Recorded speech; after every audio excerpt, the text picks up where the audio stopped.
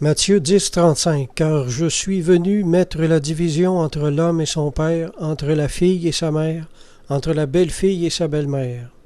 L'effet ordinaire de l'Évangile dans une famille, c'est de donner une nouvelle force aux affections familiales et de retenir les membres de cette famille encore plus étroitement unis. La venue du Christ allait apporter des divisions dans plusieurs familles, cependant. Non que la division allait venir du Christ lui-même, mais plutôt de ceux qui allaient choisir de ne pas le suivre. Avec le Christ ou contre le Christ, tous sont divisés par le glaive de l'Esprit. Saint Grégoire a écrit « Lorsque l'ennemi du salut, plein de ruse et de finesse, se voit chasser des cœurs vertueux, il s'adresse à ceux pour lesquels ils ont une vive affection. » C'est une division qui s'opère dans les affections cachées du cœur, soit pour la lumière ou les ténèbres. Voir un parent, un enfant, un frère ou une sœur qui ne suit pas le Seigneur est une souffrance qui fait partie des souffrances pour Christ.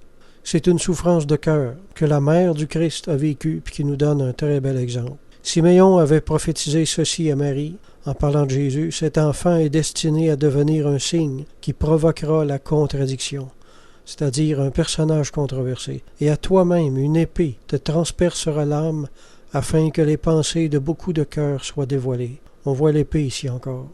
Une épée te transpercera l'âme, symbole d'une souffrance profonde.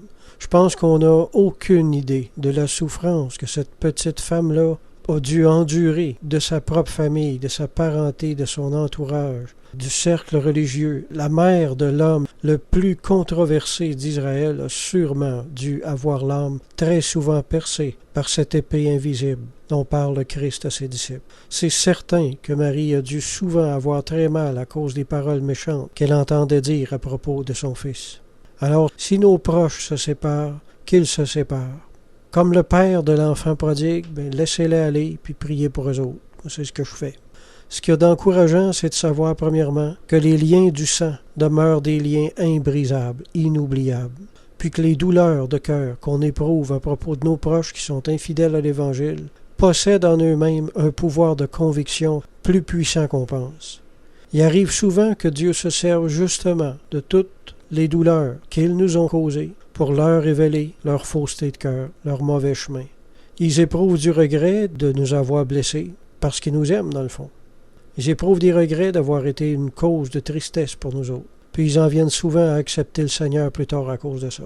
Alors, ce que nos paroles n'ont pas été capables de faire, nos douleurs, nos tristesses, y arriveront bien souvent. Consolez-vous par ces paroles. Amen.